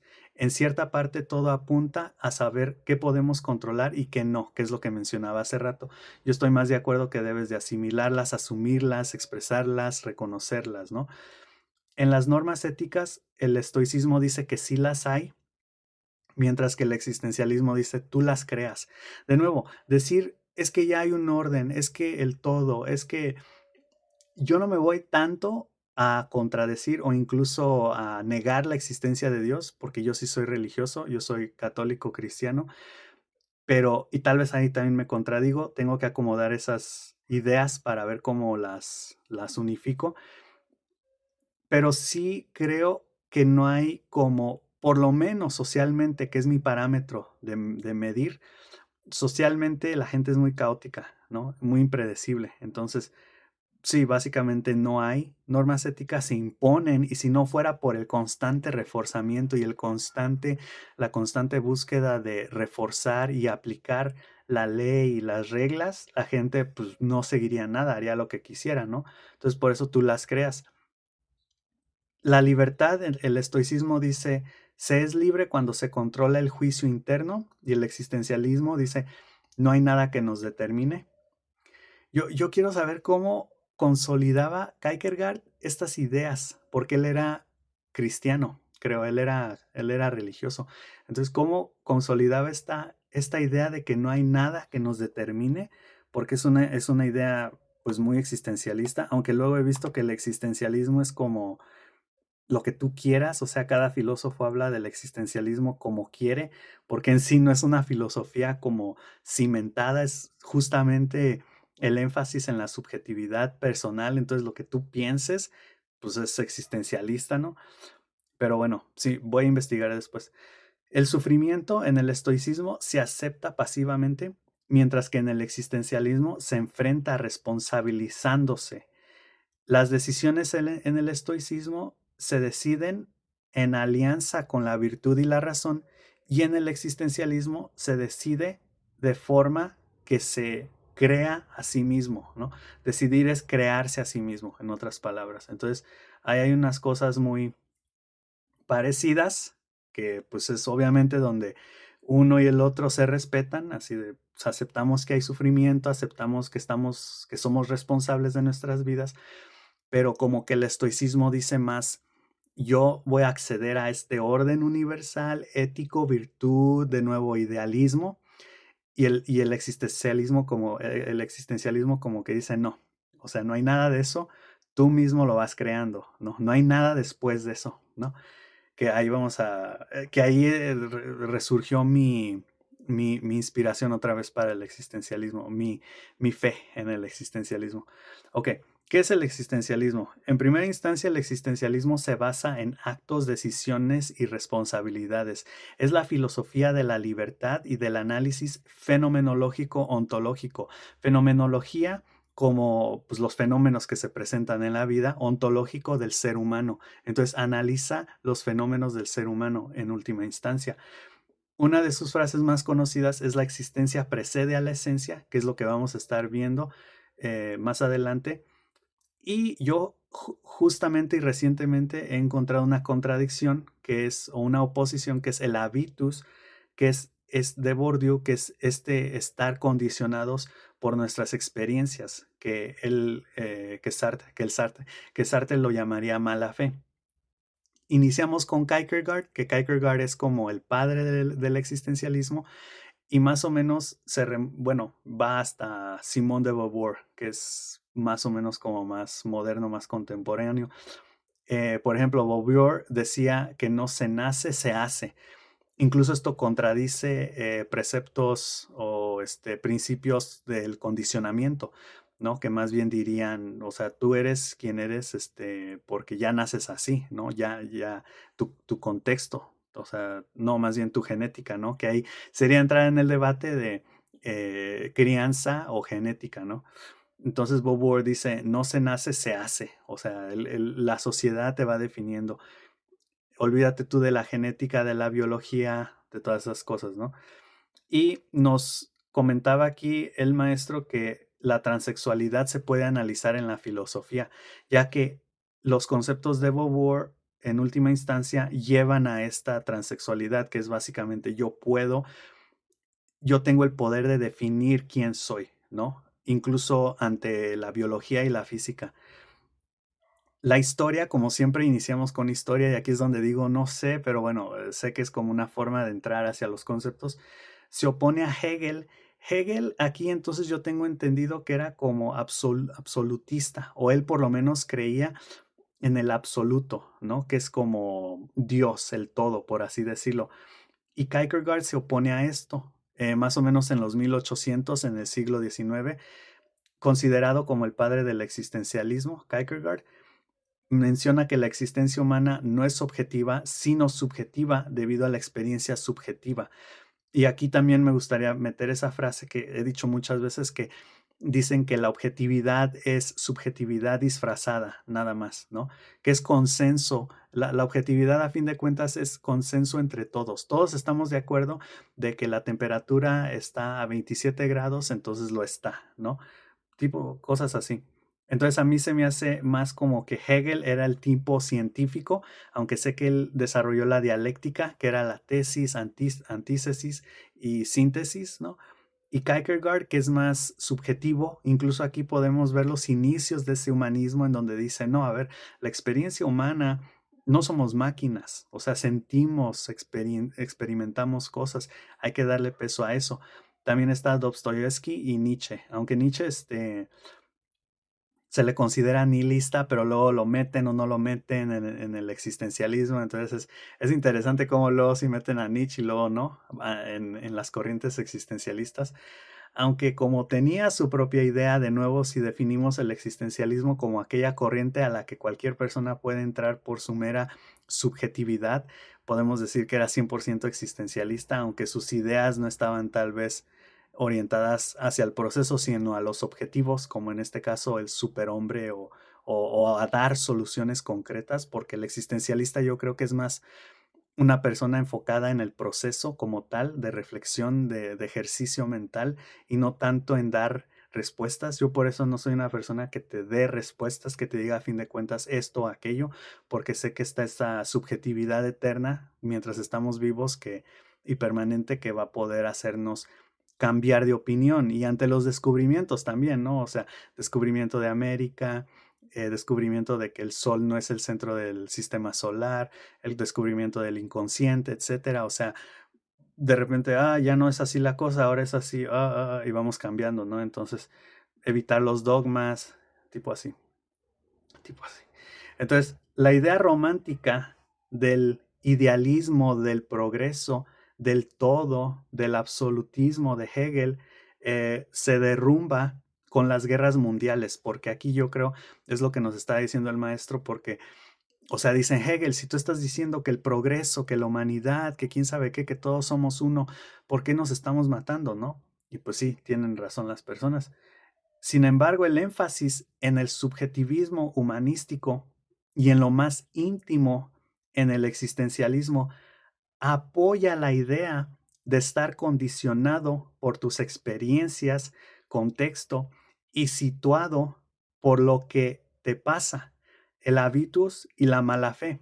Por lo tanto, no libre realmente ni responsable de tu propia vida. Entonces, aquí yo me enfrenté con una contradicción aquí y yo hice la pregunta, ¿cómo es que si nos habla el existencialismo de libertad, pone énfasis en la subjetividad que está condicionada por tus experiencias del entorno y del contexto y estás situado, estás condicionado a fin de cuentas, entonces realmente no eres libre de elegir, ¿no? Ahí hay una contradicción. Luego nos menciona que no hay un control total y de igual forma como no hay una libertad total. Entonces, aquí yo diría, en la incompletitud nos debatimos, porque si estamos hablando entonces de que nosotros tenemos la libertad, pero no hay una libertad total, es parcial, y el control que ejerce el entorno sobre nosotros, o incluso podemos verlo como control de exterior y control interior, o sea, control interior refiriéndome a libertad que yo ejerzo, el libre albedrío, y control exterior, control desde mi genética, biología, contexto, etcétera. O sea, es una lucha entre esas dos fuerzas porque ninguna de las dos es total, es parcial. Entonces, en esa incompletitud entre esas dos fuerzas, nos discutimos, nos debatimos, ¿no? Es más esto, es más aquello, que ahí entraríamos otra vez en el debate de crianza o bueno, creo que le llaman crianza o biología, crianza, natura, nurtura, crianza o biología o genética, este, y veremos que cuando sabes que estás situado, tienes la elección. O sea, el conocimiento de tu de tus límites es lo que te da como el poder de elección, ¿no? A fin de cuentas, cuando sabes que sabes, ya no puedes no saber, por lo tanto, ahora es cuando se te carga esa condena que habla Sartre, el condenado a elegir, el condenado a ser libre, ahora poder elegir, ¿no? Que esa es la conclusión final a todo esto y es como se resuelve de alguna forma la contradicción. Bueno, antes de llegar allá, hablamos un poquito de la desesperación, conceptos existencialistas. La desesperación es la disarmonía y yo aquí lo interpreté de varias formas. En primera instancia se puede ver como la disonancia cognitiva. Por ejemplo, quieres fumar, pero también quieres cuidar tu salud, ¿no? Entonces, ideas opuestas, acciones opuestas que se contradicen directamente una con la otra. El yo real contra el yo ideal, ¿no? Esta aspiración que nos hablaba Karen Horney, la psicoanalista de post-freudiana, de decir, yo soy así, pero no me gusta cómo soy y quiero ser de esta otra forma, aspiro a ser esta otra persona, ¿no? O el yo real e ideal de Carl Rogers también, perdón, también lo veo como en el psicoanálisis de Freud, la batalla entre el ello y el superyo, y el yo ahí regulando, ¿no? O sea, tengo estas necesidades físicas, psicológicas, y el superyo moral, que para mí viene de la sociedad, de la cultura, del aprendizaje, dice, no, es que hay que ver cómo le hacemos, o no, básicamente no dice hay que ver cómo le hacemos, el yo dice hay que ver cómo le hacemos, el super yo dice, no, te equivocas, tienes que ser buena persona, tienes que ser honesto, no debes de hacer trampa o decir mentiras, etcétera. Y aquí también tuve la idea de la reflexión, como ya había mencionado, la reflexión es como volver a flexionar, ¿no? Como un músculo cuando haces ejercicio. Entonces, sentir te limita y no te hace absoluto. De nuevo, retomando la idea de absoluto de Hegel, y ahorita la vamos a entender un poco mejor de por qué sería como Dios. Em, Más bien, y ahí le tendremos que quitar la palabra sería, pero ahorita van a ver por qué. Sentir te limita en el absolutismo, o sea, es decir, y yo ahí metería el cuerpo humano, porque el existencialismo también mete al cuerpo humano y habla de los límites del cuerpo humano, que la mente es como ese idealismo y esa infinita imaginación, y el cuerpo humano es lo que te encadena y te aprisiona. Entonces, Hegel y el cuerpo también como prisión o límite. ¿Quién es lo absoluto? Es el todo sin límites, pero no es, ¿no? ¿Por qué no es? ¿Por qué es contradicción si existe lo absoluto? Porque si es, no es otras cosas, ¿no? Que es la paradoja de Epicuro. Entonces, en este caso, por ejemplo, si yo digo Dios es bueno, quiere decir que no es malo y ya no sería absoluto, porque lo absoluto es todo. Entonces, en el momento en el que yo soy hombre, ya no soy mujer, ¿no? Entonces, si Dios es algo, ya no puede ser otras cosas, por definición, por lógica.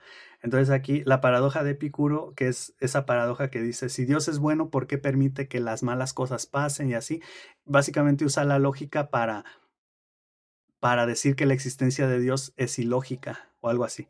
Entonces, bueno, regresando un poquito, eso ahí también da mucho que pensar, pero regresando a la desesperación, es también de dónde surge la crisis existencial, lo que llamamos como crisis existencial es esa disarmonía, ¿no? Es esa desesperación. Y debido a la libertad de elegir, surge el arrepentimiento, concepto clave del existencialismo, por tomar la decisión incorrecta. Entonces, yo estoy decidiendo si dejar o no un trabajo, decido dejarlo, decidí libremente, pero ahora me enfrento a esa culpa, a ese arrepentimiento del que estaba hablando hace rato. Tomé la decisión correcta. Ay, si me hubiera esperado, es que el dinero y así, ¿no? O sea, esa culpa ahí, esa es culpa existencial. Ya dejémonos de la culpa religiosa, o sea, ese arrepentimiento, ese easy, ¿no? Básicamente ese easy que es hipotético, condicional, que te, y si, o sea, ese potencial, si hubiera, no sé, si hubiera tomado más café, si hubiera, echadole más ganas, etcétera, ¿no? Si hubiera tomado otra decisión, otras decisiones, si lo hubiera pensado más, si me hubiera esperado más, si hubiera sido más tranquilo al respecto, no sé, o sea, esa es la culpa existencial. La náusea es por libertad o por conciencia de la existencia. Aquí nos comentaban algunos que la náusea que se siente, o sea, ese vértigo de decir, ay, güey, o sea, estoy vivo, estoy existiendo, decían que es por la libertad.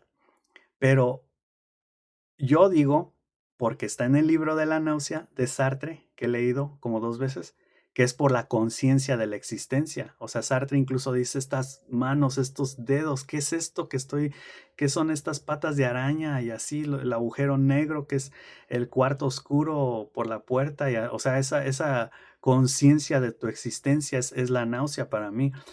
Entonces, en este caso, la náusea de Sartre apoya que es por la conciencia de la existencia o por la conciencia de sí. Y la desesperación surge como desequilibrio interno debido a la exterioridad. De nuevo, aquí el existencialismo se va a contradecir con su idea de libertad, porque si dice, pues esa desesperación de dónde viene, ¿a poco es un conflicto interno? Bueno, sí es un conflicto interno, pero también esas ideas que, oh, puedo ser mejor persona, esa disarmonía, esa disonancia cognitiva, esos conflictos también se puede decir que vienen del exterior, de mi familia, de la sociedad, de los comerciales, etcétera, ¿no? Entonces la desesperación como pregunta surge como desequilibrio interno debido a por la exterioridad, porque en este caso apoya otra vez el habitus de Bourdieu y el no querer ser sí mismo, o sea, ese conflicto entre el yo ideal y el yo real, que ese no querer ser sí mismo es también un concepto del existencialismo. Todo está situado a priori, mm, lo inmediato, que es lo externo, versus lo trascendental, que es lo interno, el idealismo, de nuevo. Bueno, y ahorita vamos a ver por qué ahí tal vez hay otra contradicción con esa contradicción de todo está situado a priori porque tal vez no lo está, más que solamente si estamos hablando tal vez de lo físico. A priori es antes de. Los demás no pueden saber lo que tú estás sintiendo o el dolor solo lo siente la persona. Estaban todos de acuerdo aquí, pero yo dije, pero tú tampoco, porque tú también lo estás interpretando, tal vez de una forma más cercana, pero a fin de cuentas tú tampoco sabes qué es lo que estás sintiendo. O sea, tenemos palabras y símbolos y lenguaje más o menos y comunicación para dar a entender lo que sentimos o experimentamos, pero tú también lo estás interpretando a fin de cuentas. Bueno, una idea ahí que puse nada más, la importancia del cuerpo de nuevo de Kierkegaard y la mente genera esos ideales, como ya había mencionado, y el cuerpo los límites físicos. Los ideales están impuestos por el contexto, el entorno, el habitus, como el never die en mi caso. Tengo un tatuaje aquí que dice never die. Entonces, en este caso estaríamos haciendo referencia justamente y otra vez contradiciendo al existencialismo, diciendo que y yo no busqué formas de atacar al existencialismo, simplemente conforme surgían estas cosas, yo dije, pues mira, los ideales que genera tu mente, ¿de dónde vienen? Pues de la exterioridad, ¿no? Y esa exterioridad contradice el concepto de que realmente eres libre porque estás súper situado y súper condicionado. ¿Por qué? Y aquí dijeron una pregunta muy interesante que me pareció como muy buena para reflexionar. Me hizo reflexionar, pero sí saqué unas respuestas. ¿Por qué no afrontas tus elecciones y el resultado? Porque luego, o sea, ¿qué es lo que estás afrontando? ¿Tus elecciones o el resultado de tus elecciones? Pues yo diría es lo mismo, pero bueno, vamos a distinguir. Las elecciones y el resultado de tus elecciones no es lo mismo, porque tú puedes decir, yo asumo, perdón, la responsabilidad de elegir dejar este trabajo, pero luego el resultado de hacer eso, o sea, lo que va pasando después de eso, ahí yo digo, yo no sé por qué me está pasando esto, ¿no? Entonces sí puede haber una diferencia. Entonces vamos a decir que sí es un poco diferente porque es hacerte responsable por lo que pasa después, ¿no? Entonces, bueno, de cualquier forma, ¿por qué no afrontas tus elecciones y el resultado de tus elecciones eh, desde el inicio? Me pareció buena pregunta y yo aquí respondo por el riesgo, por el miedo, por la falta de práctica también que mencionábamos con la inteligencia emocional hace rato, por el miedo al cambio, por el miedo al potencial y el caos. En última instancia, yo diría es el caos, es ese miedo al caos que, o sea, se va a hacer un desorden. ¿Cómo le voy a hacer ahora? ¿No? Si tomo esta decisión o simplemente evitar o querer evitar esa responsabilidad. Aquí dos ideas así extra que surgieron. El veganismo, de repente estaban hablando del veganismo y comentaron que era más ético comerte para, como quien dice, honrar. Y tal vez los veganismos o los vegetarianos digan no, y está bien, simplemente fue una idea que se mencionó, pero comentaban que era más honrado y éticamente válido hacer uso completo del animal, como quien dice, para honrar la muerte de ese animal, ¿no? No sé, lo dejaron así también como en el aire. Y una idea que a mí siempre he estado como en contra con Sartre son tres cosas. La primera era que era ateo, porque yo no lo soy, que era polígamo, porque yo no lo soy, y que era como izquierdista marxista, porque yo no lo soy tampoco. Entonces, esas ideas también ahí nada más las dejamos por ahí. Bueno, ya falta poquito. Aquí ya vamos a entrar con lo mero mero, que es esa frase que mencionaba de la existencia precede a la esencia. ¿Qué significa esto? Bueno, vamos a definir qué es esencia y qué es existencia. En primera instancia, la esencia es el ideal, es la sustancia de Spinoza y de Aristóteles, pero no. Aquí, entonces creo que el maestro tal vez se equivocó porque esto lo investigué y decía que no, porque para Aristóteles y Spinoza, no Spinoza, Spinoza, la naturaleza es fija, ¿no? No cambia. Existen antes porque fueron pensados anteriormente. Esta idea de la esencia es básicamente eso, o sea, es una idea que tú tienes acerca de lo que es algo y se establece previamente, ¿no? Que yo dije aquí, no necesariamente, pero bueno, ahí ya sería entrar con otro tema. La existencia empieza a existir primero, es lo que dice la filosofía del existencialismo de acuerdo a Sartre. Hay un paralelismo también, que es al mismo tiempo. La esencia y la existencia van surgiendo al mismo tiempo. Así que existe antes de ser definido. Yo lo veo así, para no enredarnos tanto. La existencia es como el cuerpo, pero es un cuerpo en una tabula rusa, o sea, es en blanco. El humano nace en blanco y la esencia es lo que tú vas definiéndote o haciendo con tu vida. Soy maestro, soy estudiante, soy arquitecto, soy psicólogo, etcétera. O sea, todo eso es la esencia y eso viene después, porque tú naces libre de elegir lo que tú quieras ser, ¿no? Entonces, eso es básicamente lo que nos dice. Así que existe antes de ser definido. Existimos primero y luego nos definimos. Es básicamente lo que dice la frase existencia, la existencia precede a la esencia.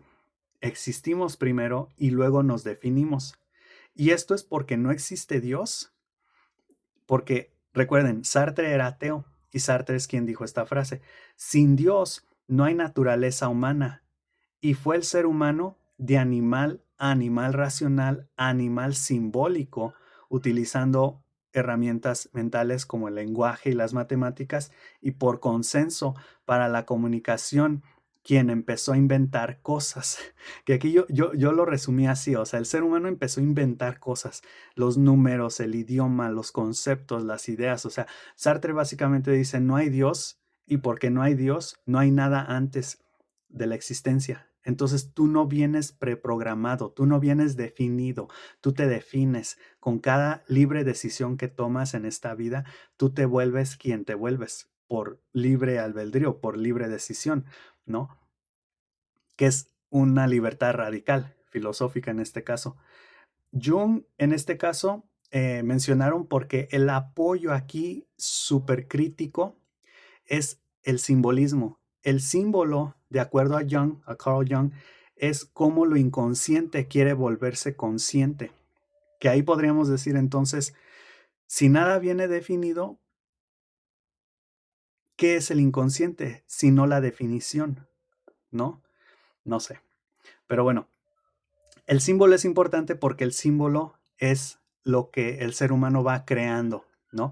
A través de su mente, de su fantasía, de su imaginación, ¿no?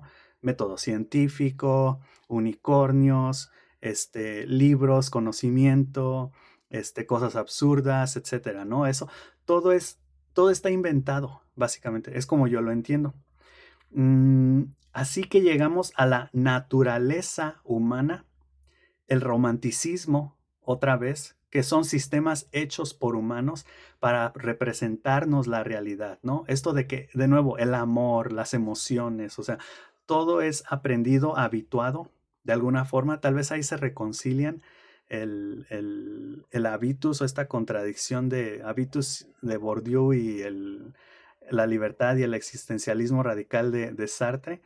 Este, y el ser humano es un ser simbólico porque nunca vemos las cosas como lo que son, sino más allá de lo que son, ¿no? De nuevo, esta capacidad para interpretación, pero nuestra limitación y nuestros límites como ser humano están en que no podemos ver lo que es algo en sí.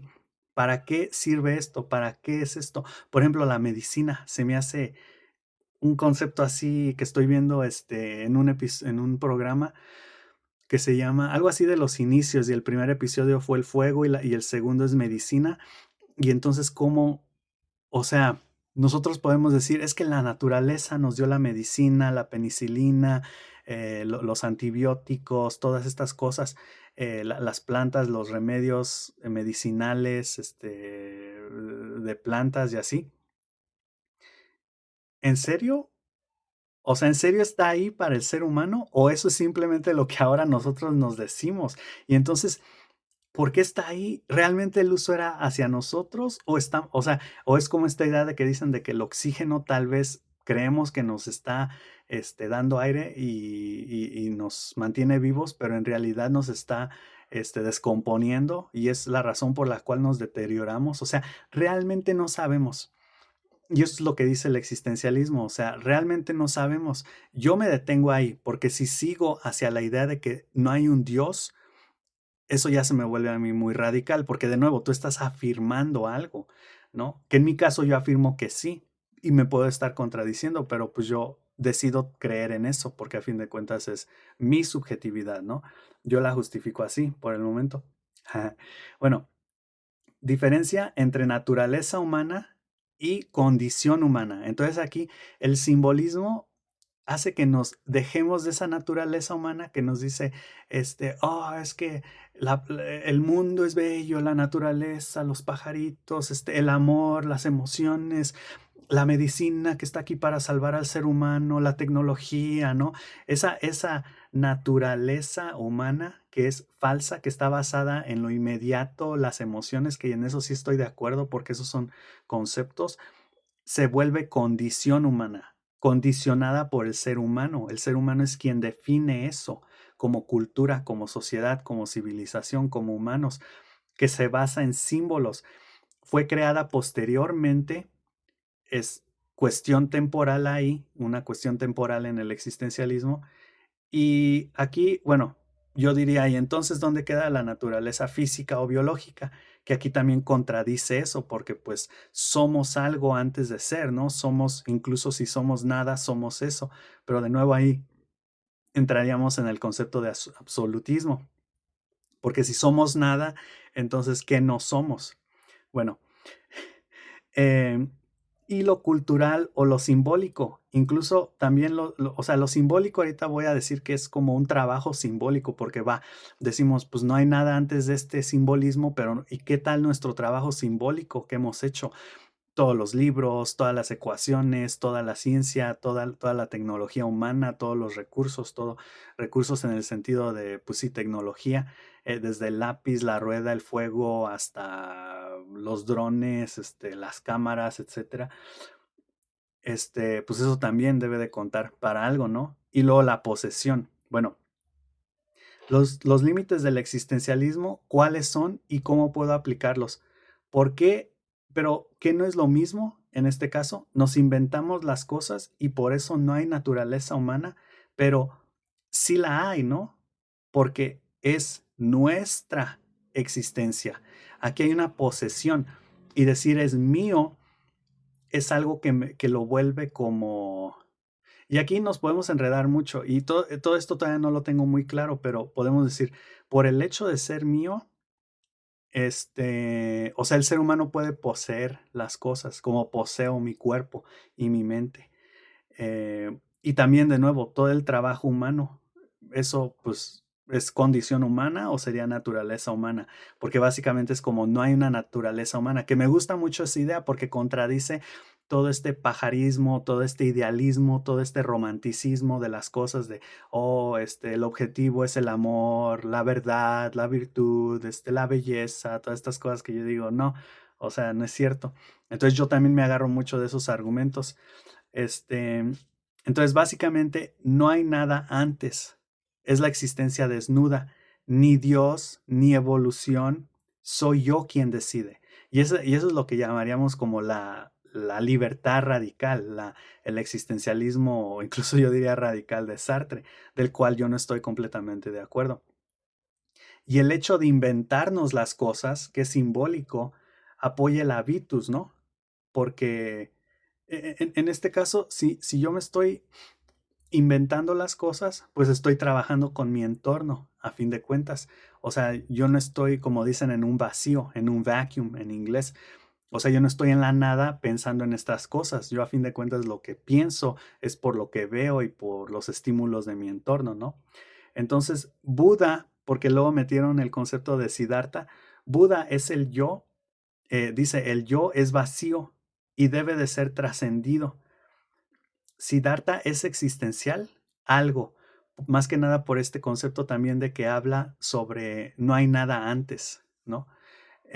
Sartre entonces nos menciona que estamos condenados a ser libres, libertad radical, y nada es total porque lo que es no es otra cosa. Entonces, nada, la nada es total, eso ya ni lo entiendo. Bueno, nos habla de la libertad radical y luego también nos habla, pero está la inercia del sentido, que en este caso es actuar sin pensar o reflexionar, que también está mal. O sea, no por el hecho de estar completamente condicionados, porque no es totalmente, es incompleto, recuerden, podemos decir, pues entonces yo ya no me hago cargo de nada, ni responsable de nada, ni decido nada, porque pues a fin de cuentas ya todo está destinado, ¿no? Es que la idea de Dios ahí entraría como ese destino, o sea, si existe Dios, Dios ya sabe lo que va a pasar, lógicamente, y si entonces no está condicionada mi vida, no existe Dios porque no hay nadie que sepa, que sepa qué es lo que va a pasar, ¿no? A ver, déjenme tratar de entender esta parte. Sartre, condenados a ser libres, libertad radical y nada es total. Sí, nada es total porque lo que es no es otra cosa. Entonces, si fuera total, no podría ser otra cosa. No podría ser, por ejemplo, algo o no total. Entonces, lo total es, más bien no es simplemente, no sé, ahí ya ni siquiera sé qué palabra utilizar. Bueno, ya para ir terminando, está el mito de Sísifo, que es este mito de esta persona que va empujando eternamente una piedra hacia arriba y mencionan así es la vida por no desarrollar el simbolismo. Aquí entonces, ¿cómo puedes tú dejarte de esa luego dicen la repetición, ¿no? Incluso lo hemos visto en Bob Esponja o en redes sociales, que es esta persona que me levanto, voy a comer, me levanto, voy al trabajo, me regreso, me duermo. El próximo día me levanto, voy al trabajo, me regreso, me duermo. Y así, ¿no? La vida rutinaria, el ser amargo, el ser humano, el ser amargo, el ser amargado humano, ¿cómo se puede decir? Enfadado, fastidiado, irritado de una vida rutinaria, sin variedad, sin dinamismo, sin diversión, sin entretenimiento, esclavo a la rutina y a la repetición de la vida cotidiana y aburrida del trabajo, postcapitalista hoy en día le llaman. Entonces, ¿cómo puedes tú porque Camus, aquí entraríamos con Camus, nos habla de que se imagina a Sísifo feliz, lo cual se me hace como muy tierno y me da como un poco de sentimiento esa frase, porque yo también lo pienso así. ¿Y cómo entonces puedes salir mentalmente de esa rutina, de ese ciclo vicioso, esclavizado por la producción y por el capitalismo? Yo te pregunto a ti, ¿sigues siendo niño para usar la fantasía y tu imaginación? ¿Jugabas de niño? Porque de nuevo se trata de usar la imaginación, el simbolismo. A fin de cuentas, el ser humano o sea, de alguna forma lo que el existencialismo hace es nos reduce, nos dice que tenemos que ser como niños, tenemos que usar la imaginación, el simbolismo, porque sin ello, pues, o sea, si tú te quedas con lo que estás viviendo, con la realidad, es muy cruda, o sea, ni la sabemos ni la conocemos, ¿no? Nuestros sentidos no nos dan para conocer el númenon de Kant, ¿no? Lo que es la cosa en sí, para qué está hecha, para qué está aquí, que puede que ni siquiera esté hecha para nada, ¿no? El sinsentido existencialista, la vida no tiene sentido, pero tú le das ese sentido. ¿Y cómo le das ese sentido? A través de tu imaginación, a través de tu fantasía, ¿no?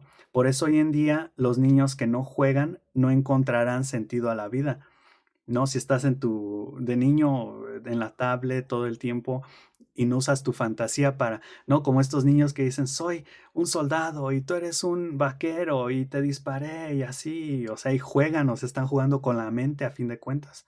Este es una pistola y este es esto y así, ¿no? Porque una cosa es reconocer y hacer algo y otra es ni saber reconocer el sinsentido de la vida.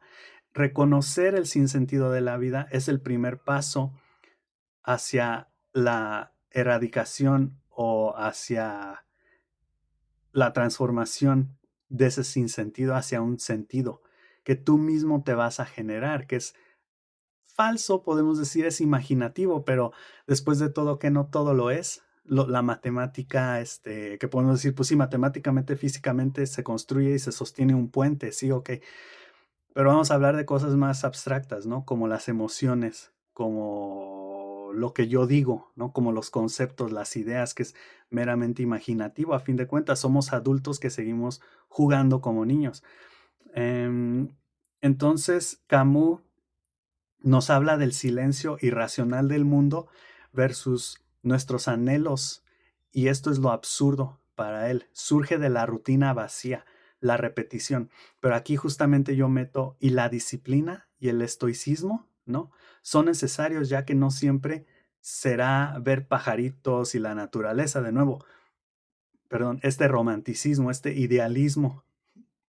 Si hay dos cosas con las que yo estoy muy en contra, es con ese romanticismo y con el cientificismo, con el dogma de del método científico, de la ciencia, estar casados con la ciencia. Es que todo tiene que ser científico, es que todo tiene que ser cuantificable, empírico.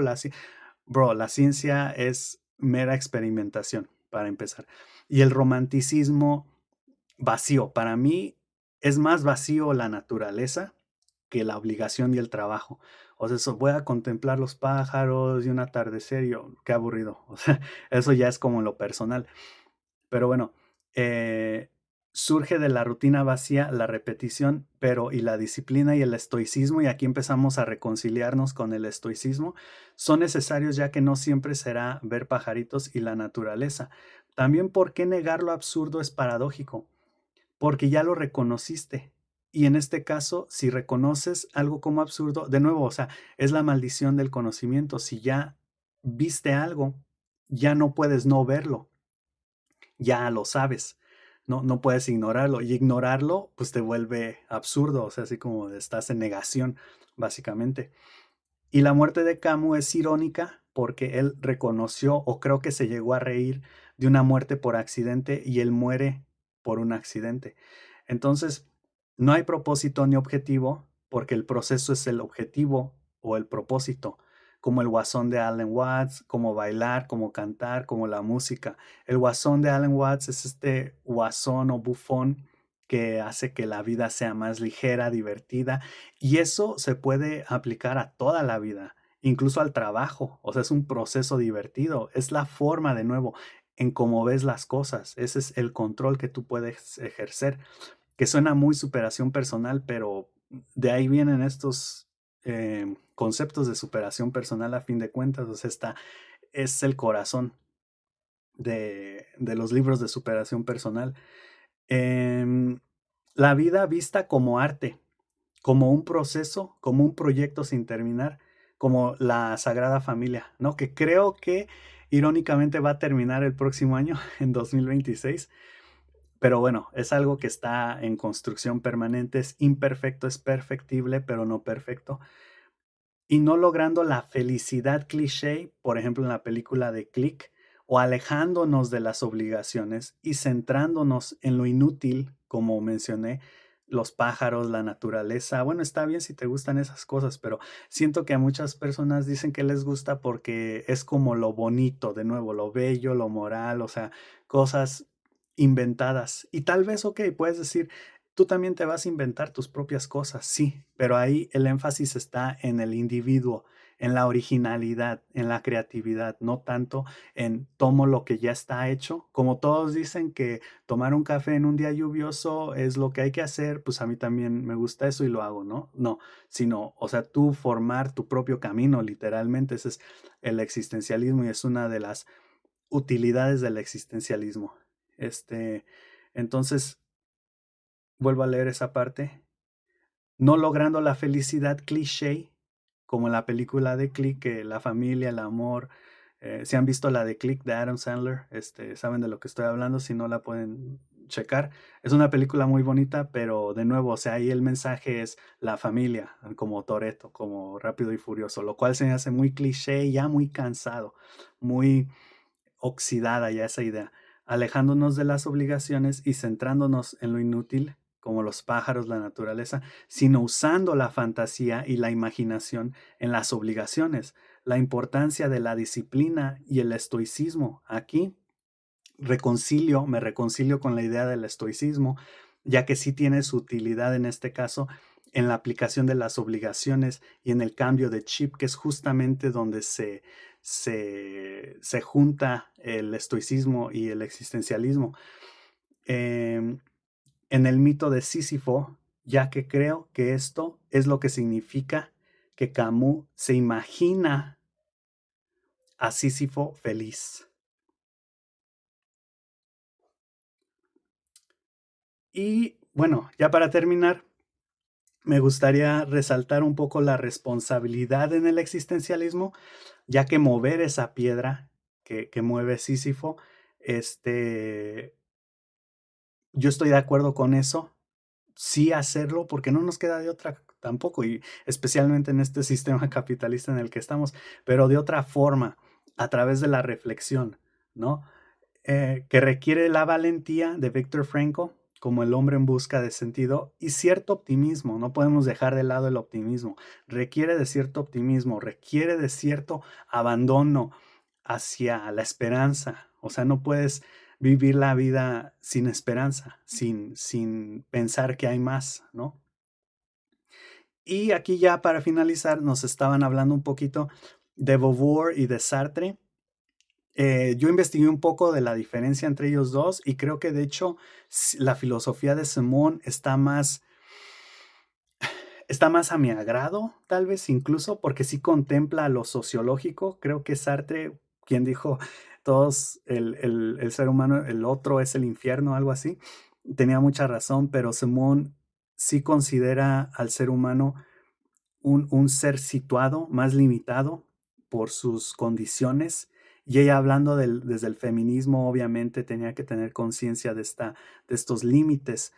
Em, entonces se me hace más acertada hasta cierto punto esta diferencia de Simone con Sartre, porque estaba a favor de la liberación, no la libertad. Ella no a favor, más bien, bueno, sí, y ella también abogaba por esa liberación, la cual es un proceso de libertad, no es la libertad, es el proceso para la adquisición de la libertad, la liberación, ¿no? Entonces, en conclusión, el estoicismo es aceptar, pero no reaccionar, mientras que el existencialismo es qué eliges cuando te reconoces como un ser situado y condicionado. Eliges seguir igual o cambiar debido a tus conocimientos. La maldición del conocimiento. La libertad humana se manifiesta en la ética, la moral, la resolución de problemas, la planificación y el orden, ¿no? El inconsciente y las necesidades biológicas, psicológicas y físicas la sitúa y la condiciona, ¿no? Y creo que son los dos megapilares del existencialismo, ya para terminar. Eh, la libertad y la responsabilidad. La responsabilidad de Sísifo, la responsabilidad de usar la imaginación, de usar la fantasía, de ser como un niño, de reinterpretar y reflexionar las cosas y las situaciones de tu vida, ya se me olvidó si dije esa responsabilidad, esa libertad, esa responsabilidad y la libertad que tienes, que se te da en el momento en el que reconoces, aprendes, conoces acerca incluso de tus límites, ¿no? Esos límites que tú tienes te sitúan en una nueva situación, en un nuevo paradigma que, que exige que elijas, ¿no?